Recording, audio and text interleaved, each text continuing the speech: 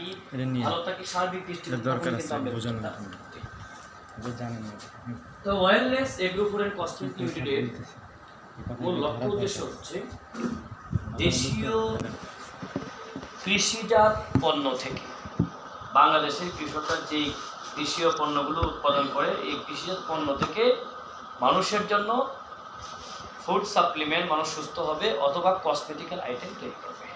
আর cosmetic বলতে আমরা lipstick বা টুথপালিশ অথবা ফেস ওয়াশ এগুলো বুঝি।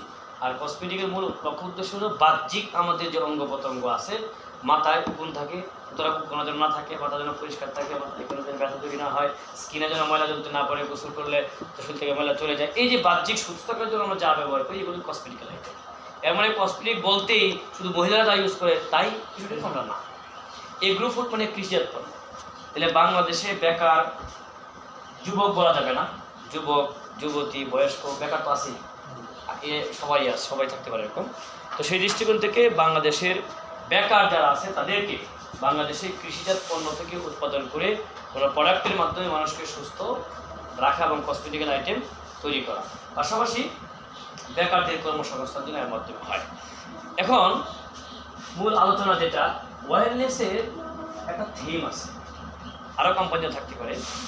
আমরা এখানে যারা আছি, এই মুহূর্তে যারা বসা আছি, অথবা এই মুহূর্তে আমরা যারা বসা না, যারা সুস্থ আছে, বিবেক দিয়ে সব কিছু বুঝে, প্রত্যেকটা মানুষ পৃথিবীতে ধর্মীয় দৃষ্টিকোণ বলেন, ধর্মীয় ছাড়া বলেন, প্রত্যেকটা মানুষ সুখী কিন্তু হতে চায়। আমি একটু সুখে থাকবো, একটু রিল্যাক্সে জীবনযাপন করবো, আমার রুমে একটা এসি থাকবে, নাই ফের আছে চেষ্টা করতে একটা এসি হোক, তাই কিনা?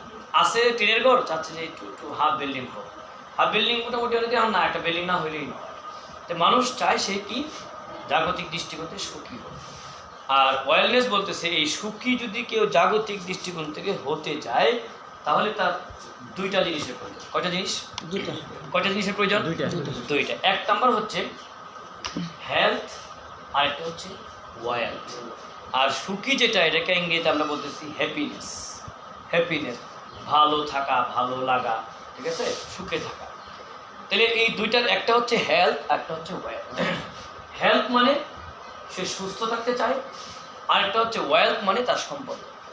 আপনি পৃথিবীতে সুখে থাকবেন, সুখী হতে চান, আর আপনার সুস্থ থাকবেন না, আর আপনার সম্পদ থাকবে না, আপনি কোনোদিন সুখী শব্দটা আপনার জীবনে ব্যবহার করতে। এবার আমি যদি প্রশ্ন করি যে কে সুস্থ বা সুখী থাকতে চান না, মানে সুস্থ থাকতে চান না, এরকম কেউ পাওয়া যাবে? যার বিবেক আছে সে বলবে কি ওষুধ থেকে হতে চায় না, ইচ্ছা কিন্তু কেউ সুস্থ হতে চায় না। দুই নম্বর হচ্ছে প্রত্যেকটা মানুষ চায় যে আমি একটু টাকার মালিক হই, একটু সম্পদ হই, অথবা সম্পদ আমার না থাকুক, আমি চলতে যতটুকু প্রয়োজন ততটুকু সম্পদ আমার থাকুক। যেমন মনে করেন আমি একসাথে এই কয়জন লোক বাজার করতে গেলাম, আমাদের এই স্যার বাজারের মাছ বাজারে ঢোকার পরে বড় যে দোকানটা আছে এখানে গেছে, গিয়ে সবচেয়ে বড় যে মাছটা, ধরেন বড় একটা বল মাছ, এই কয় কেজি হবে? এই তো স্যার 10 কেজি। এটা কত আসে স্যার? কম রাখা যায় না? না হবে না, আচ্ছা ঠিক আছে দাও, তাড়াতাড়ি করে দেবো।